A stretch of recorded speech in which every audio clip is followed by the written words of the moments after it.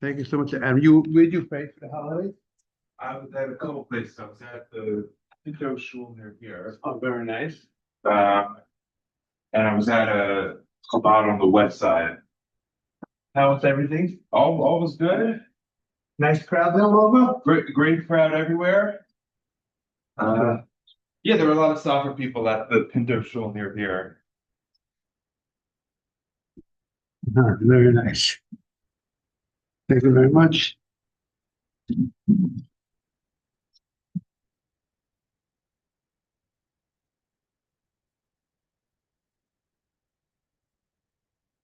Okay, we're getting back to we are on 30B. We're going to hear about some of Shlomo HaMelech, King Solomon's great wisdom.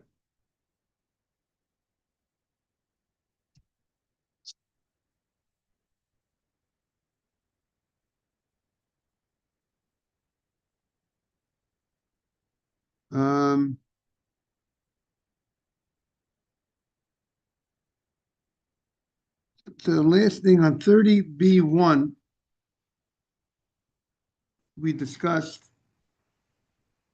a little bit about the story with Shlomo HaMelech after his father passed away.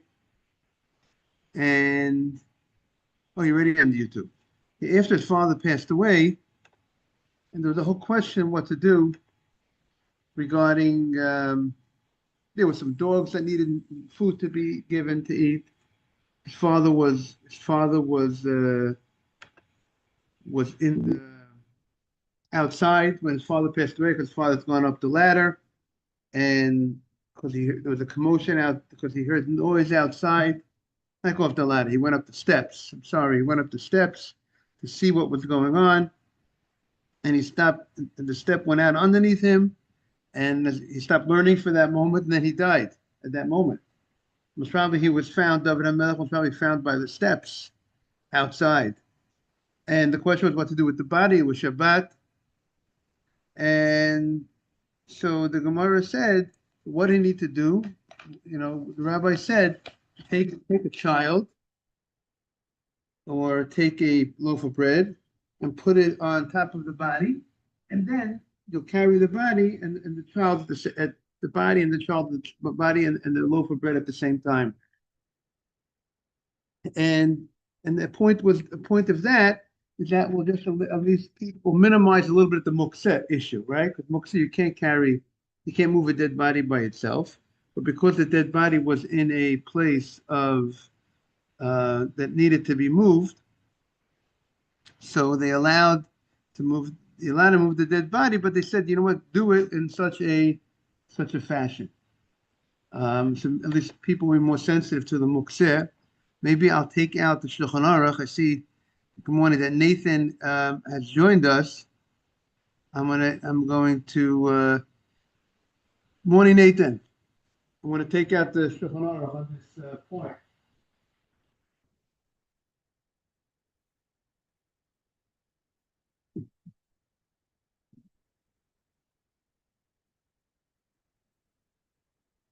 In the Shulchan Aruch, it says the following. It says in Siman Shin Yud Aleph, Sif Aleph. Those are the laws of Mukseh are found over there. So in Shin Yud Aleph, Sif Aleph, it says mace. If there's a person if there's a corpse that's in a place that you're afraid of a fire, that a fire, let's say, is there's a fire in that area, and you're afraid that the body might be desecrated by the fire. If you have a loaf of bread or a child, that's how you remove the bread. That you put the loaf of bread of the child on it or near it, and that's how you remove it. And the purpose of, and if you don't have, and if you, and then they talk about if you don't have it, so then it says if there are, they give certain options. What was your plan B? And then also so if plan B doesn't work, then you're allowed to actually move the mace. Plan C, you can actually move the corpse outright. And the point, so why is it that they actually required the bread or the child? Um, because they wanted to whatever you could do a little better regarding mukseh, they rather do a little better, meaning to say, so instead of moving it just moving the mate, you moved it also. You showed you were moving it for the bread, also you were moving it for the child, moving for the child, so that like minimizes a little bit. People recognize that minimizes the mukseh a little bit, even though it's not a real complete minimization of the muktzah, but it's a little bit more of the honor of Shabbat instead of just moving a mate outright. Okay, that was and so so Shlomo HaMelech says, so isn't it correct? The Gemara says now that we understand that in order to move the mate, ideally you should have a child or a bread together, which is something you're allowed to move, and move that together. When it comes to the nevela, the corpse, not the corpse, sorry, the animal that died, carcass, you could go ahead and cut up a dead animal on Shabbat and give it to eat to the dogs. You don't need to do anything to move that dead animal. You could just, but when to move a dead body of a person who is not alive, right? You go ahead and you actually say you have to go ahead and move it only through some other way, ideally. So don't we see from here that a live dog, so to speak, meaning to give the dog to eat, you have to do less than but you do it in order to move to a dead body. So therefore, a lion that's dead or a dog. What's the language of Shlomo HaMelech? The live dog is better than a lion that passed away. It's like the lion is like David HaMelech in a certain sense. That's what he was saying. He was saying we see that you could even have a dog have something in an easier way than actually a person, a lion like David Hamelech. That you to move the carcass in order to get to feed to take care of the dog, you can move it outright. You can move the dead carcass outright to feed the dog, but in order to move a person who passed away, you can't. Ideally, now the story with the nevela. What's the story that an animal, a dead carcass, you could feed to a dog on Shabbat? What was the case? When did this animal die that you could feed it to use it as dog food? So, It must have died before Shabbat. right, it must have died before Shabbat, because if it died after Shabbat, it wasn't prepared for that. So in Siman Shum Chav Daled, Sef Zayin, in the Shulchan Aruch, it says the following. It says you could cut. See, it's interesting, Nathan. The Shulchan Aruch opens up by saying you could cut a dead animal, give it to feed the dogs, even if it became a nevela on Shabbat. But what's the case? So some want to say, I think that it died on Shabbat when you saw that it was nearing its death before Shabbat. So already it wasn't separated from your mind, but you already You knew. designated it. Right, it was already dead. You saw that it was going to. Now, this is how some learn. However, let's see what the Mechaber says. Let's see how Mechaber says. Mechaber says whether it was in danger of its life was in danger, like you thought it was going to die, or whether it was healthy. So now, what is it now? So the Mechaber, obviously, the Rabbi Yosef Cairo disagrees with us, Nathan. We'll see. The Chafetz Chaim is going to maybe talk about our opinion, but the Shulchan Aruch, Rabbi Yosef Cairo would say that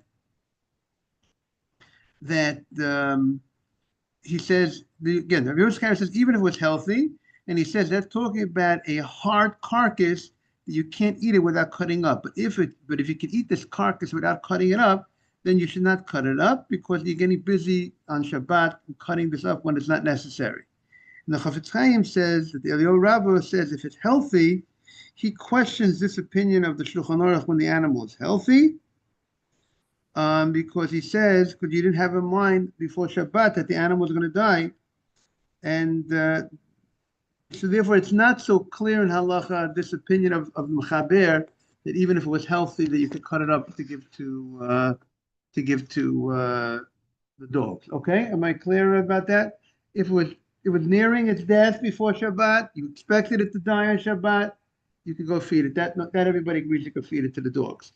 If the animal was healthy and then it went into Shabbat and the animal doesn't want to use it as food, dog food, that seems to be a question in the halacha. Okay. Now we are on back to now on the Gemara on 30b1 on the right side. Amar Rabbi Yehuda b'reder of Shmuel b'Ashilat b'Shmei Derav. Okay, so the Gemara says, Bikshu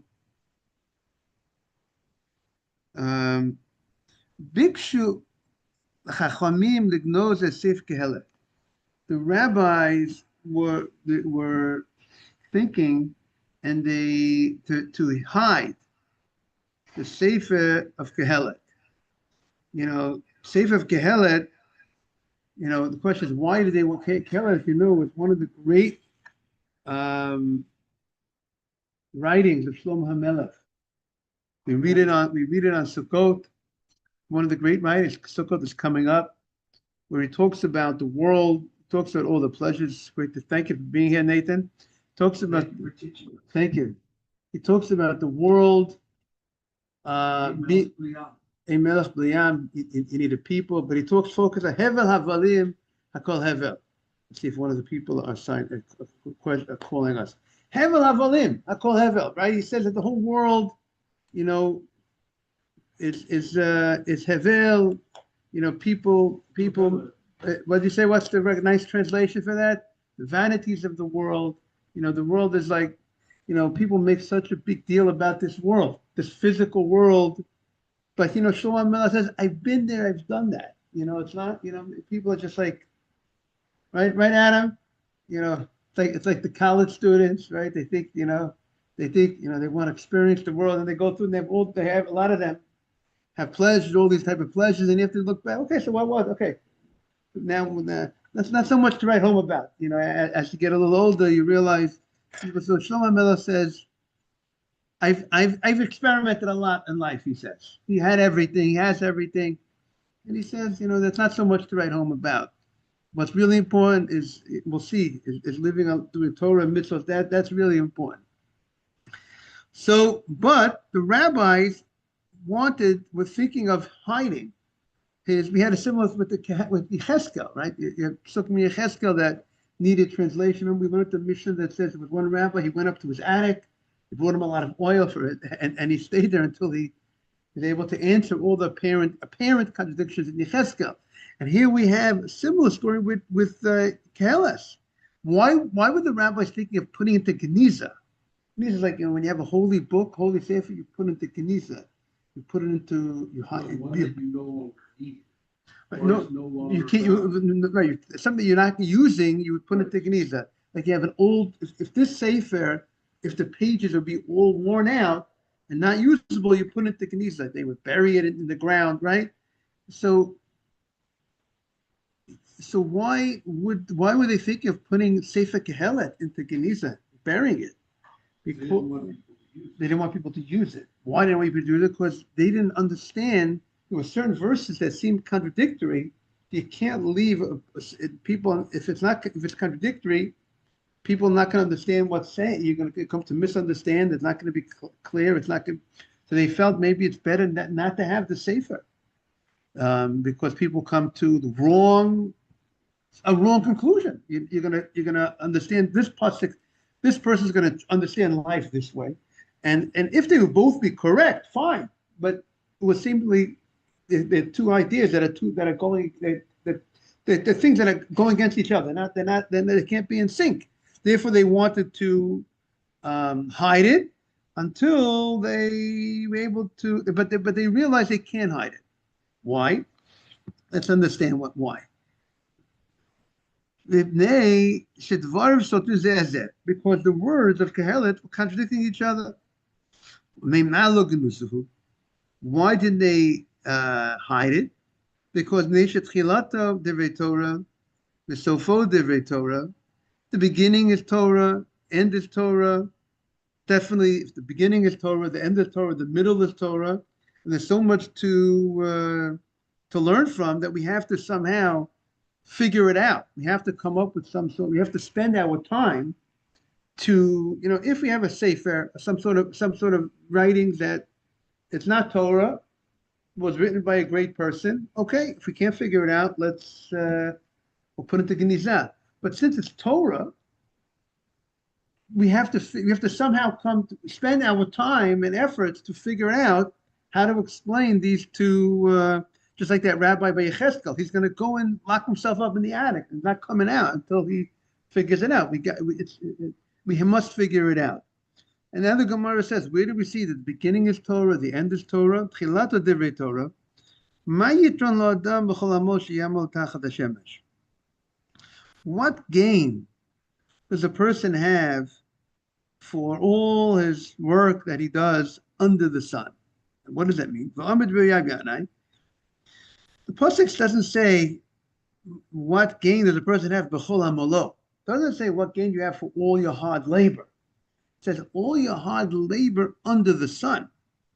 So tachat hashemesh hu de'en lo. In this world, under the sun, something when you're under the sun represents this world.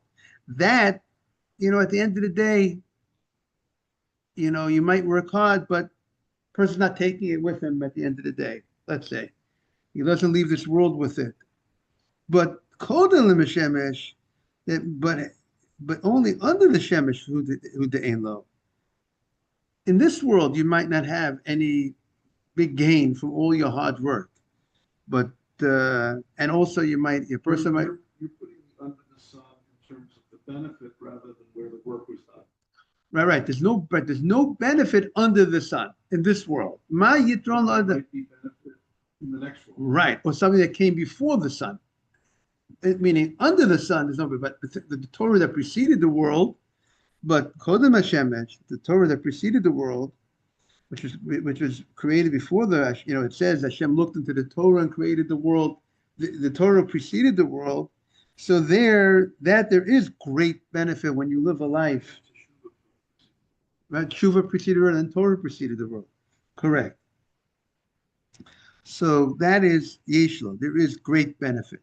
Sofa Divrei Torah, and the end also talks about Torah. Eksiv Sof Dava Hakol Nishma. At the end of the day, everything is brought into everything is heard and brought into and accounted for. Etelakim Yira, a person who is God-fearing, mitzvotav shema, and he keeps the mitzvot. Hizeh kol adam. That is kol adam. You can say that's what the person is created for. See how they translate the pasuk. But the Gemara, so the Gemara says here, what does kol adam? What does it mean? A person who's God-fearing and keeps the mitzvot. By the way, he uses the word. The pasuk says it's mitzvot of shemar. Shemar, you could translate. It doesn't say it's mitzvot of kayem, he fulfilled. Shemar is also to guard, also means to look forward to. Like Yaakov Aviv was looking forward, Shamar Sadava. When is Yosef's dreams going to be fulfilled? So, and we also say, V'shamru b'nei Yisrael at the Shabbat.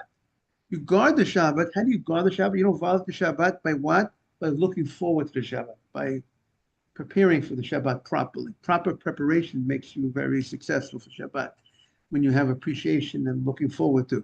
So that is if you want to send to the group that we're on, Adam, that is mitzvotam shemar. You guard the mitzvos, you don't violate the mitzvos. The way is that by anticipating the mitzvos and looking forward to the mitzvos. by educating yourself about the mitzvot.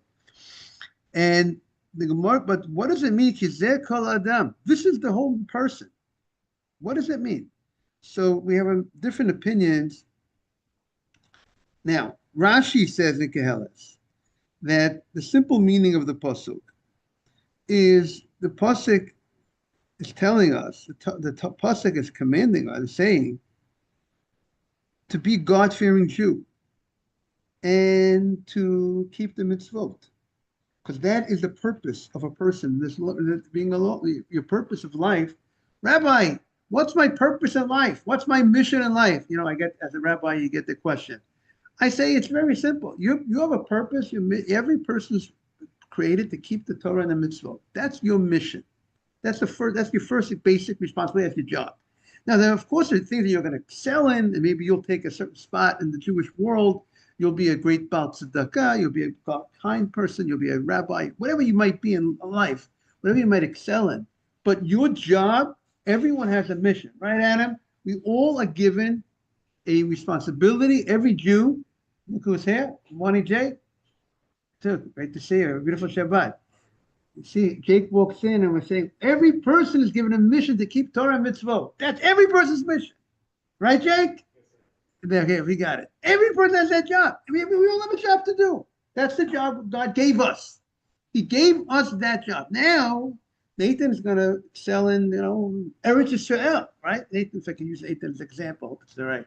He's going to take the Avos Eretz Yisrael to support Eretz Yisrael, to help the army in Eretz Yisrael, whatever. That's one area. You know what I'm saying? Whatever other areas, everybody has different. You see what I'm saying? Everyone has to figure out, me as a person, what I'm to do, I'm going to excel in a certain area in Judaism, right? Like the Chafetz Chaim talks about, there's the mate mitzvah, certain mitzvot that people are not doing. See, there was a rabbi, not a rabbi, a person who got involved with shatnez, right? He opened up a shatnez laboratory because he saw people weren't focusing on, they weren't even aware of the idea you can't wear a jacket that has woolen linen, they woolen in the collar. So he that was his life. But he had a basic responsibility. He kept all 613 mitzvot plus. He excelled in that. So the tachlis, the purpose of every person is to keep the Torah and the mitzvot. However, that the Gemara is expounding, has other understandings besides the simple understanding of the pasuk of what is the kizeh. Doesn't say, the pasuk doesn't say kizeh ha'adam. Kizeh kol ha'adam. Maybe that's where because this is the whole of the adam. What is, doesn't say kizeh kol adam. Kizeh kol ha'adam. Of eat of all 600,000 Jewish souls, Okay. which were all in Adam to begin with. Okay, so right. Shattered into 600,000. Okay, so that might be more the simple, according to Rashi's pshat, that means that every person has that responsibility. And you're saying kizeh kol adam because we came from Adam, and we'll all have that responsibility. Okay, but the Gemara is going to offer other understanding. It's like open territory. Yeah, exactly. Ma'aseh kol adam. Amar Rabbi Eliezer. By the way, you could use this, by the way, at your table, but you can always use it. But when it comes, over Sukkot, usually what I recall, I think on Chalamoed Sukkot, is where they read Kehelet, at least in the Ashkenaz community. You have to see what they're doing. That's right. We actually read the Kehelet, Shabbat Chalamoed. And why it's read on Sukkot, because Sukkot is called the Chag Osif. It's the holiday of the bringing in of the grain from the storage houses, or from the field. Sorry, from the field into the storage houses. Sorry, bringing from the field into the storage houses. So therefore, you brought in all your stuff. You got all the money now is in the bank. But now you got, meaning you got, after your hard work, now you got everything. So then people might get caught up. Now I get caught up. I get caught up in this week's, right, that's in Hasinu, this week's Parsha. How do you like that? So a person, morning, David, good to see you. So a person might get so caught up in the physical, because now he got all and got all in the bank. He got all the food was brought into the storage houses. So therefore, then we're going to talk about don't get caught up in this world. Gehenna. We're going to talk about the vanities, if I'm saying the word right. The world is hevel. Don't don't get caught up in it. So that is one reason why we read it specifically at this time period of the year.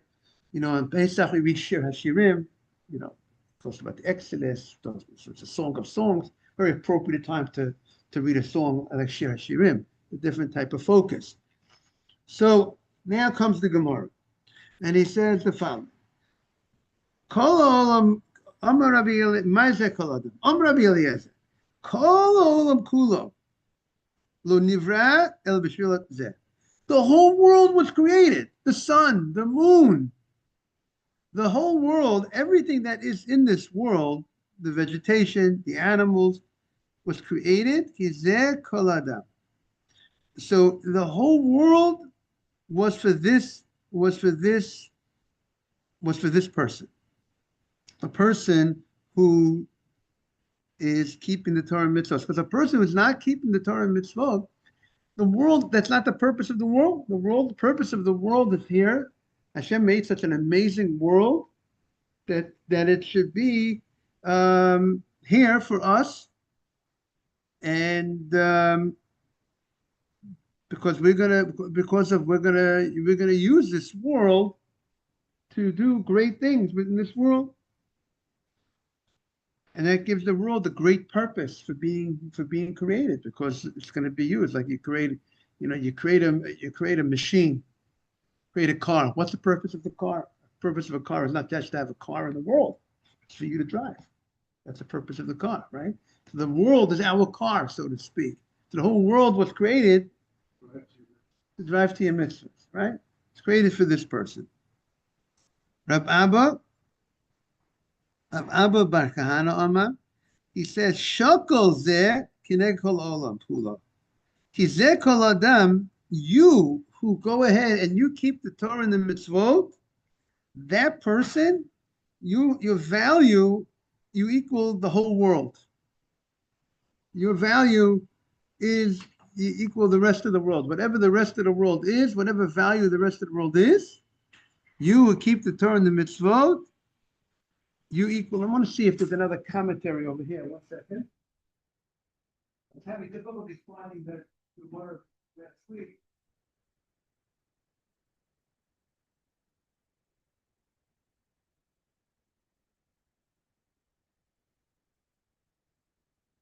Okay, I have to miss. I don't want to spend time too much time looking for it. So that there's an equalization between you and the rest of the world. Did they say a comment here on 30b? You equal the rest of, you equal the, right, that's the question. What does it mean? What does it mean you're equal? See, they write over here, the person who fears God and keeps his commandments is equal in importance to the entire world. But the language is shakul. Your shakul is like you have like a weight. You have on one side, like you have the rest of the world, and you have shakul, shishin kuf vav lamed, like shakul and they're equal. Like you have there's a Rashi that says sometimes the Torah says Moshe Rabbeinu is written his name and then Aaron, Moshe and Aaron. Sometimes it says Aaron and then Moshe. So who is it now? Usually the person who's written first means they know it's greater. Exactly. So they're equivalent. And the famous question Moshe finds, are they equivalent? Moshe is greater. So one answer Moshe finds he gives, each one reached their total 100% potential. Therefore, they're called equal. So that's the word shikulim. They're equal. So here, and is it the same spelling as the word for money, shekel, or not? Yes. Okay. Which maybe because it was a weight of silver. right, exactly. Okay. Equivalent of something, right? So we have to see more. I have to try to do some homework over the weekend to see exactly how more they treat. But this is how the commentators explain this more. But you're equal to the rest of the world. That's how valuable you are. Morning. Someone who keeps the Torah and the mitzvot. Someone of his potential. Right, but he reaches he and again there's an emphasis also as the likim yira. He's God fearing. It's also interesting to know he mentions God fearing and he keeps the mitzvot because maybe that's really the order of things, right? First, if a person is God fearing, then you're going to keep the mitzvah. That the God-fearing is maybe step one, right? Reishet Chachma Yirat Hashem. Right, the beginning of Chachma, you have to have Yiras Shamayim. You expect someone to keep Torah and Mitzvot. If he doesn't have Yiras, if it's not God-fearing, it's very hard. But there is a point. The Mesilat Yesharim also says sometimes, a lot of people think that you're inspired, and once you're inspired, that brings you to do the mitzvot. But sometimes it's the other way around. The actual performance of mitzvot brings inspiration. It means if you have a guy who comes to the synagogue, guys, I'm not inspired. The guy's not inspired in Judaism, but he comes to the synagogue. Wow! And he goes and he does the mitzvah, and he puts on tefillin every day.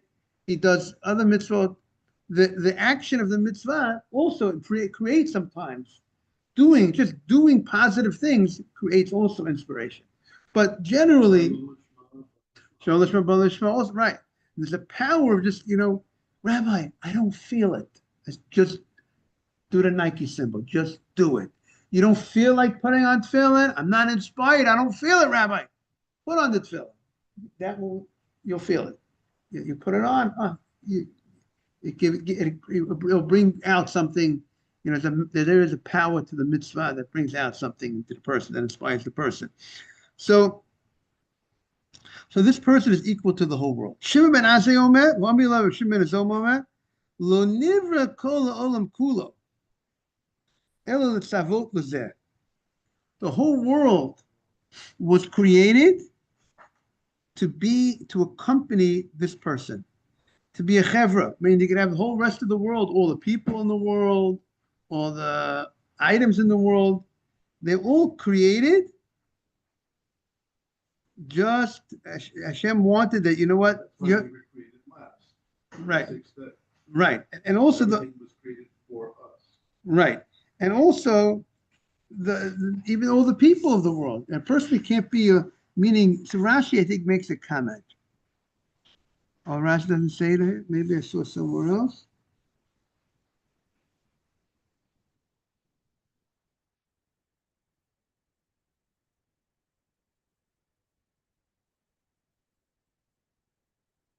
It doesn't say. So meaning you can't be a loner in this world. Also, you need other people. That I think there's an idea. Everything is created for you to help you. You could go ahead. You could have people that will go ahead and create cars you could ride in. People will be, manufacturers. You'll have stores. That's for you. It's everything that's in this world that you should have. You should have accompaniment. You should have people that could go ahead and help you do things. To join with you, so that's a way to interpret this Gemara. Let's see if they make a comment over here. They bring the morale. Okay.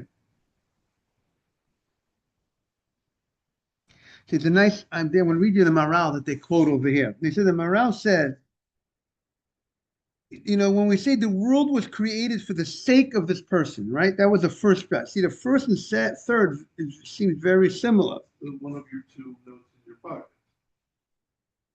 World created for me, and what, I am nothing or something. Right. But here we're not focusing on the second note.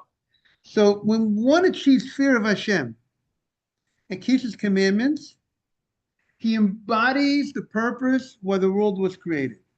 Thus, the rest of humanity was created primarily to serve such people, right? You went ahead and you keep the Torah and the mitzvot, and that's your purpose. And that's the purpose. That's the purpose why the world was created. So, and the rest of humanity is really there to serve such people. We learned Pshat more that humanity, more that the physical world. We were learning Pshat that the physical world, the sun, the moon, Hashem created the lights, the animals, everything that was created for you. Now, what does it mean the person is equal? That he's talking about the whole humanity. the person is equal to the entire world. The person who fears Hashem defines himself differently than the masses of humanity, who spend their lives aimlessly satiating their physical appetites. Thus, this person is a world unto himself, distinct from the rest of humanity and equal to them in value. So whatever the value of everybody else, he's equal to this one person could be equal to everybody else because of the way he's living his life. And what does it mean accompaniment for this person?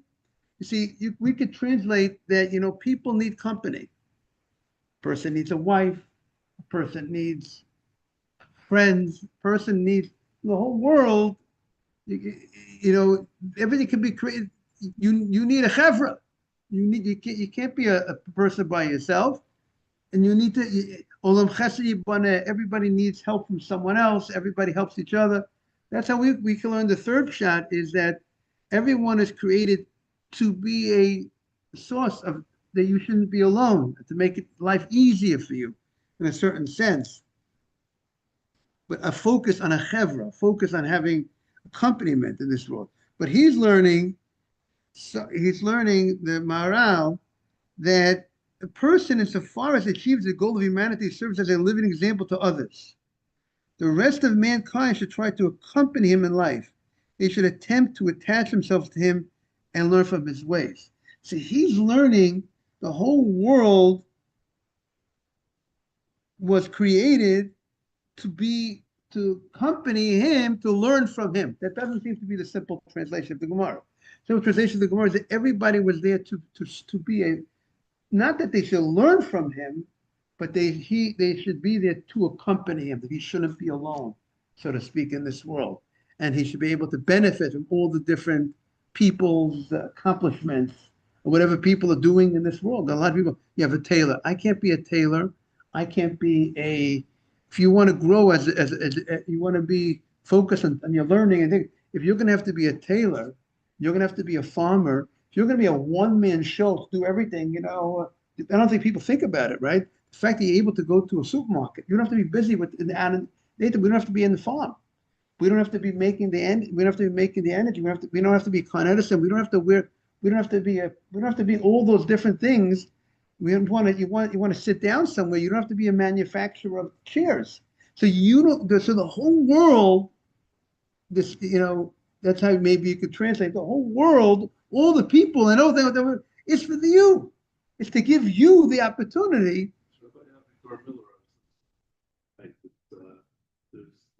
Hashem created the rain, the wind, or whatever it grew, you got your coffee bean. And then somebody dried it, and Hashem protected it, didn't burn. And then somebody transported it here, and then someone took it. There was a truck driver in the market, and this and that, and then paper cups. It was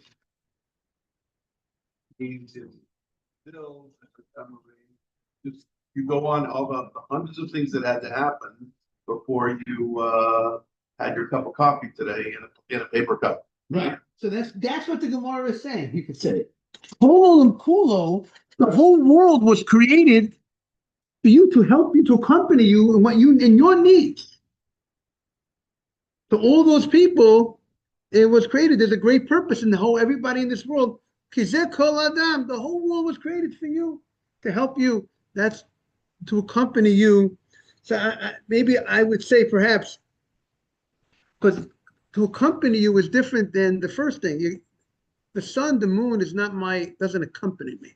It's not a, but I think maybe the assistant, right? But I'm saying, but it could be. I'm just saying. I'm translating a little bit. They do assist. Right, but not. On the one hand, assist us, but also can us. Right. But I'm just saying the word chevra, the tzavot lazet, to be more like a chevra, or to join with me. Okay, it sounds more like things that people are doing, that the rest of the world. Kizeh kol adam, meaning kizeh kol adam, meaning all of humanity was all. Kizeh kol adam is going on humanity, meaning that can be the difference between the first shot and the third shot. The first shot is the whole world was created because Kizeh Kol Adam, because for this person, the whole world was about this person. But Kizeh Kol Adam. However, the third shot is not about Kizeh Kol Adam, that it's all about that everything was created for him, for this Adam is this individual. Kizeh, the minyan is going to be upstairs. Morning. Upstairs. Oh, you want learning? Learning, there should be learning. In the middle hall, there'll be learning, right? Morning.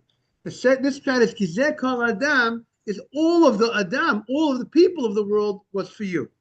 So is Kizeh Kol Adam going on all the people of the world, or everything in the world, or is talking about you, the man who's receiving the greatness?